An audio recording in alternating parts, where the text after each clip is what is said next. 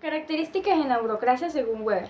La primera es el carácter legal de las normas y reglamentos. La burocracia es una organización unida por normas y reglamentos previamente establecidos por escrito. En otros términos, es una legislación propia como la Constitución del Estado, que define anticipadamente cómo deberá funcionar la organización burocrática. Estas normas y reglamentos son exhaustivos ya que abarcan todas las áreas de la organización, prevén las ocurrencias y las enmarcan dentro de un esquema definido capaz de regular todo lo que ocurre dentro de la organización. La segunda es el carácter formal de las comunicaciones. La burocracia es una organización unida por comunicaciones escritas. De allí se origina el carácter formal de la burocracia, en donde las acciones y procedimientos se realizan para proporcionar documentación y comprobación adecuada. El tercero es la racionalización y división del trabajo. La burocracia es una organización que se caracteriza por una división sistemática del trabajo. Esto quiere decir que cada trabajador tiene cargos específicos, funciones específicas y una esfera de competencia y responsabilidad. Cada trabajador debe conocer sobre sus tareas y su capacidad de mando sobre otros. La cuarta es la impersonalidad en las relaciones.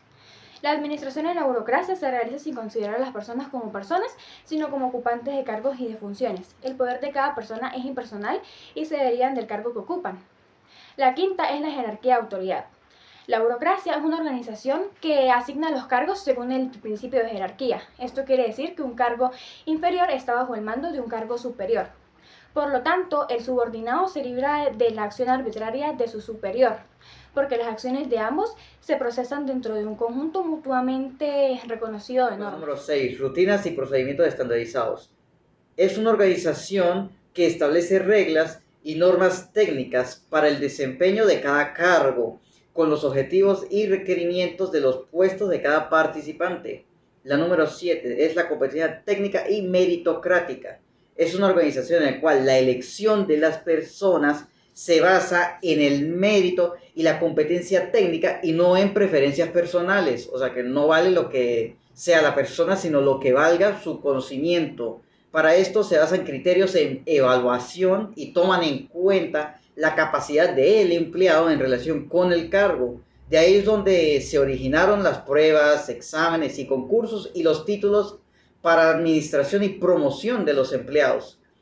La especialización de la administración con la burocracia surge el profesional que se especializa en administrar la organización y de allí surge el alejamiento del capitalista de la gestión de los negocios y la diversificando sus aplicaciones financieras del capital. La número 9 es la profesionalización de los participantes.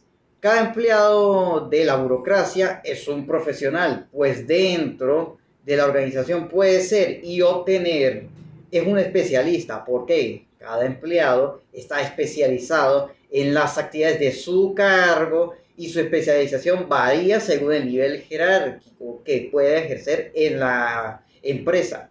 Es asalariado, claro, reciben sueldos correspondientes al cargo que ocupan. Cuanto más alto sea el cargo, el organigrama empresarial, que ese es el nivel jerárquico que tienen en cada empresa, mayor va a ser su sueldo. Ocupa un cargo, porque el empleado en la burocracia ocupa su cargo y su principal actividad dentro de la organización, tomando todo su tiempo en permanencia a ella, ¿a él qué? A su cargo.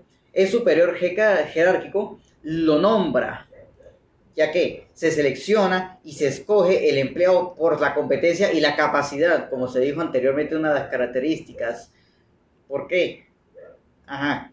Tiene plena autoridad, es decir, el superior es quien toma las decisiones sobre los subordinados. No los subordinados van a mandar sobre su superior, porque para eso está el organigrama empresarial. Su mandato es por un tiempo indeterminado. No existe una norma o regla que determine previamente el tiempo de permanencia de un empleado.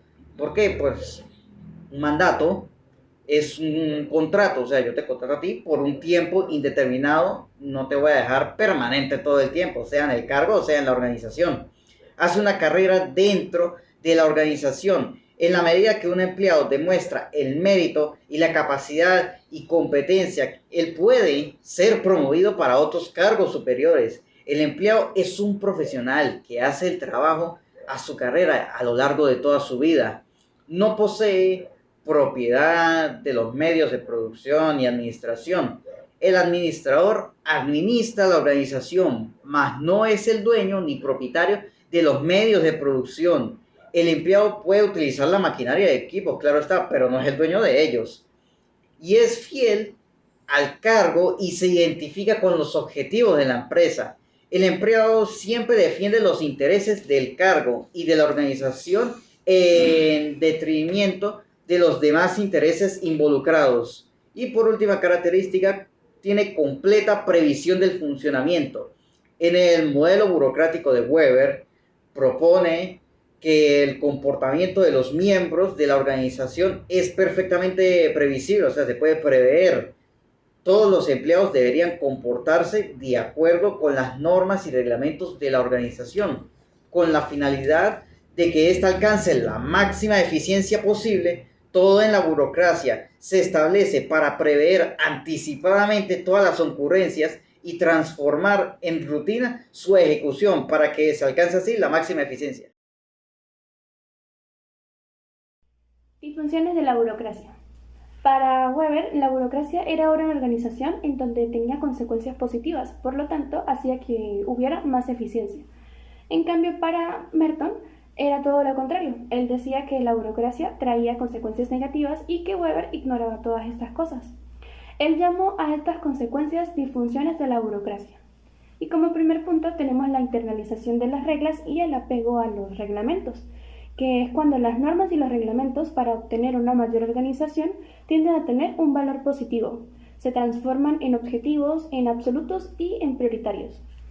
El empleador burocrático, para ser especialista, no tiene que tener necesariamente conocimiento sobre sus tareas, sino tiene que aprenderse todas las reglas a la perfección de su función o de su cargo. Estas normas o estos reglamentos para él tienen que volverse de medios a principales. Y como segundo punto tenemos el exceso de formalidad y de papeleo, que quiere decir que esto tiende a tener la necesidad de documentar y formalizar cada comunicación que haya dentro de la burocracia para así tener un registro escrito de todo lo que suceda. A esto se le llama el exceso de documentos. La resistencia a los cambios ocurre cuando el empleado se acostumbra demasiado a una rutina y a su procedimiento. Lo hace de una manera tranquila porque lo domina en el transcurso del tiempo. Cuando en la organización ocurre una posibilidad de cambio, el empleado se niega y lo toma como algo que desconoce y aparte que le puede traer peligro a su seguridad y tranquilidad. Entonces, este se niega y el comportamiento puede ser de una forma agresiva o pasiva a través de huelga, reclamación o tumultos o de una forma más tranquila. La despersonalización en la relación ocurre porque la relación entre los empleados se enfatiza más en los cargos que en la persona en sí. Entonces se pierden las relaciones personales, porque el burócrata toma al empleado como un ocupante de cargo con deberes y derechos y no como una persona individual. Entonces esto hace que los empleados tomen a sus colegas o conozcan a sus colegas. La categorización como base del proceso decisorio. La burocracia se apoya en una rígida autoridad de la jerarquía. Quien decide siempre es aquel que ocupa el puesto jerárquico más alto. Por otro lado, categorizar significa una forma de clasificar las cosas con la finalidad de usarlas con la mayor facilidad. Mientras más se utiliza la categorización, menor será la búsqueda de alternativas de solución diferente. Otra de las disfunciones de la burocracia es la superconformidad a las rutinas y procedimientos. El empleado burócrata trabaja en función de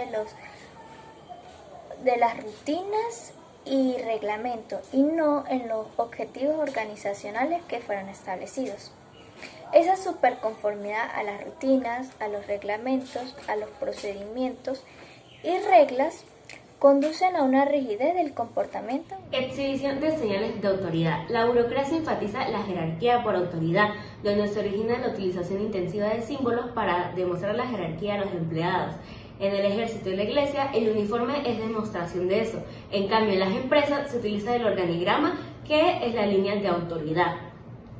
Dificulta la atención de clientes y conflictos con el público. Los clientes son atendidos de forma estandarizada y las presiones del público requieren soluciones personalizadas que la burocracia estandariza y hacen que el empleado vea estas presiones como amenazas a su propia seguridad.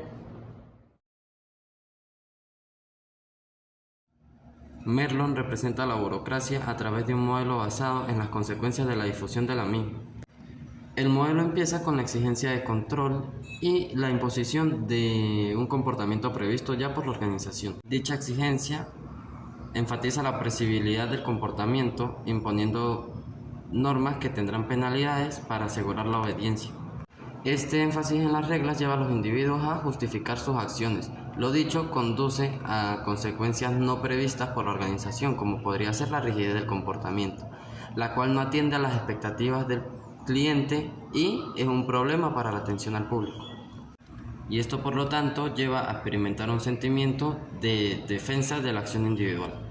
Este modelo nos explica que la burocracia no da explicaciones al público, solo a superiores jerárquicos, y las organizaciones son portadoras de este modelo burocrático dependiendo de la dimensión de burocracia que manejen.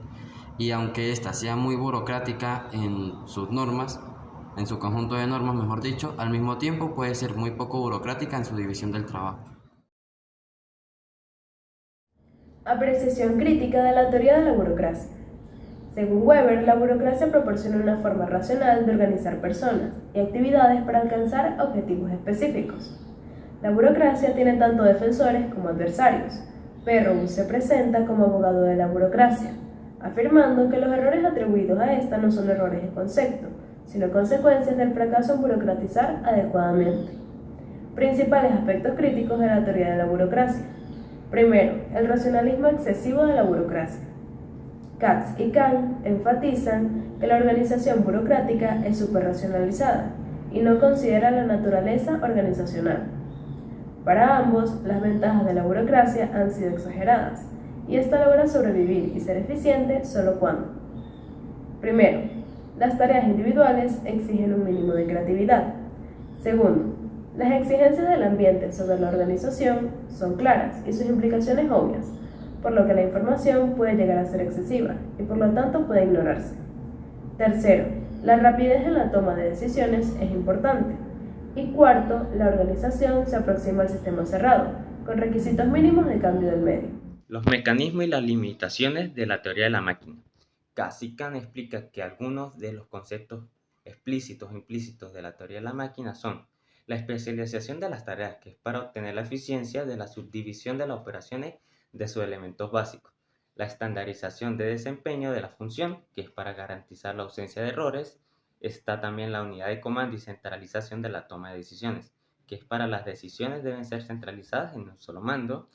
Está también la uniformidad de prácticas institucionalizadas, que son las formas de tratar con el personal, son uniformes para cada nivel o estatus.